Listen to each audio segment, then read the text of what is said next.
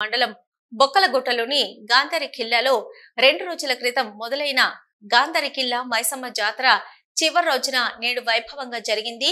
Chennur MLA గడ్డం వివేక్ వెంకటస్వామి అమ్మవారిని దర్శించుకుని మొక్కులు చెల్లించుకున్నారు. ఆదివాసీ నాయకు పోడు వంశస్థుల కులదైవమైన మైసమ్మ తల్లిని దర్శించుకోవడానికి మంచిర్యాల జిల్లా ప్రజలే కాకుండా పక్క రాష్ట్రాలైన ఆంధ్రప్రదేశ్, మహారాష్ట్ర, ఛత్తీస్గఢ్ నుంచి పెద్ద ఎత్తున ఆదివాసీ గిరిజనులు మైసమ్మ తల్లిని దర్శించుకున్నారు. ఖిల్లా కింద ఏర్పాటు చేసిన ప్రజా దర్బార్లో ప్రముఖులు హాజరై గాంధారి ఖిల్లా విశిష్టతను వివరించారు. దాదాపు 700 సంవత్సరాల క్రిందట కాకతీయుల కాలం నాటి సామంత రాజులు పరిపాలించిన ఖిల్లా ప్రత్యేకతను ప్రజలకు క్లుప్తంగా తెలిపారు. ఎంతో ప్రత్యేకత కలిగిన ఖిల్లాను పర్యాటక ప్రాంతంగా అభివృద్ధి చేయడానికి కృషి చేస్తానని ఎమ్మెల్యే వివేక్ వెంకటస్వామి హామీ ఇచ్చారు. దూర ప్రాంతాల నుండి వచ్చిన భక్తులు అమ్మవారిని దర్శించుకుని అక్కడే వంట వరపు చేసుకుని కుటుంబంతో ఆనందంగా గడిపారు.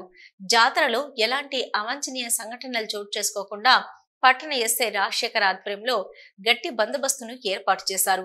అలాగే ఆరోగ్యపరమైన సమస్యలు తలెత్తితే అత్యవసర వైద్యం అందించడానికి ప్రత్యేక వైద్య శిబిరం కూడా అందుబాటులో ఉంచారు.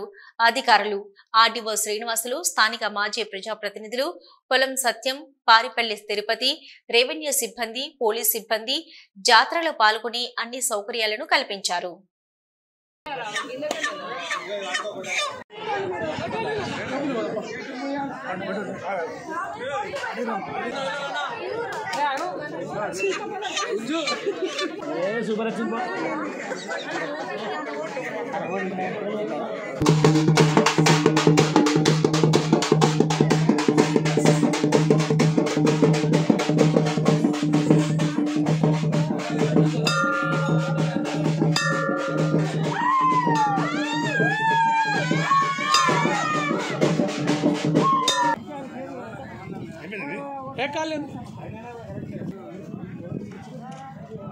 రండి సార్, రండి రండి రండి.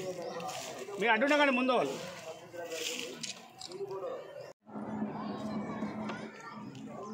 తక్కున్నారు.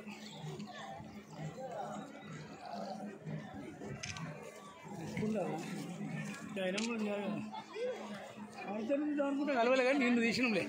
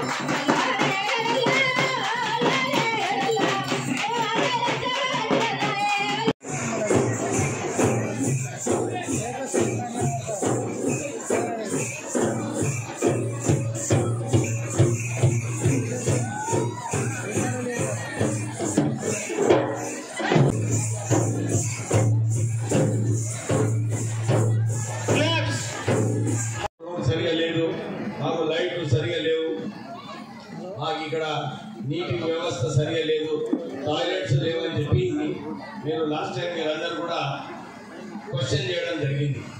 మీ మాజీ ప్రెసిడెంట్ సదరణ మాట్లాడేటప్పుడు సార్ మీరు పోయిన సంవత్సరం వచ్చిండ్రు ఏం కాలేదు అన్నాడు. అంటే ఇది తప్పు కదా, అవునా కదా? ఇప్పుడు ఈ సంవత్సరము మనం రాష్ట్ర ప్రభుత్వం ద్వారా నా చెరువు ద్వారా మనకి ఇక్కడ 44 లక్షల రూపాయలు ఖర్చు పెట్టడం. ఈ మెట్లైనా కానీ ఈ టాయిలెట్స్ చాలా బాగున్నాయి. నేను ఇప్పుడు వచ్చినప్పుడు చూసినాను టాయిలెట్స్, సోలార్ ఎలక్ట్రిక్స్. అందరూ అంటున్నారు మాకు లైట్లు లేవు, మనకు ఎలక్ట్రిసిటీ లేదని. మీరందరూ ఒక విషయం గమనించాలి, ఈ ప్రాంతం మొత్తం కూడా ఫారెస్ట్ ఏరియాలో ఉంది. ఇక్కడ ఏ పని కూడా ఏ ప్రభుత్వం కూడా చేయలేదు. కేవలము ఫారెస్ట్ డిపార్ట్మెంట్ నుంచి పర్మిషన్ తీసుకొని ఏదైతే కొన్ని విషయాలలో వారు పర్మిషన్ ఇస్తారో అవే మనం చేయగలుగుతాము. మనకు ఈ టాయిలెట్స్, ఈ రోడ్స్, మెట్లు ప్రజలకు మెట్లు సరిగేయడానికి మనం 44 లక్షలు. నేను ఈ నాయకులకు అందరికీ కూడా భరోసా ఇప్పిస్తున్నా, నేను ఉంటా. కానీ మీరు నాతో ఎక్కువ టచ్లో ఉండాలి. ఖాళీ రాజన్న ఫోన్ చేస్తుంటాడు కానీ ఆయన సరిపోదు. అందరు ఇంకో విషయము, మన మందమరి మున్సిపాలిటీలో ఎలక్షన్స్ కావాలన్నట్టు ఇప్పుడు హైకోర్టులో ఒక పిటిషన్ ఇస్తున్నారు, ఎలక్షన్స్ కండక్ట్ చేయాలని చెప్పి. నేను కూడా కలెక్టర్ గారితో మాట్లాడి ఇదే చెప్పినాను. సుప్రీంకోర్టు ఏదైతే తీర్మానం ఇచ్చిందో 50% కార్పొరేటర్ పోస్ట్ అన్ని కూడా ట్రైబల్స్కి అలొకేట్ చేయాలి, రిజర్వేషన్ పెట్టాలి.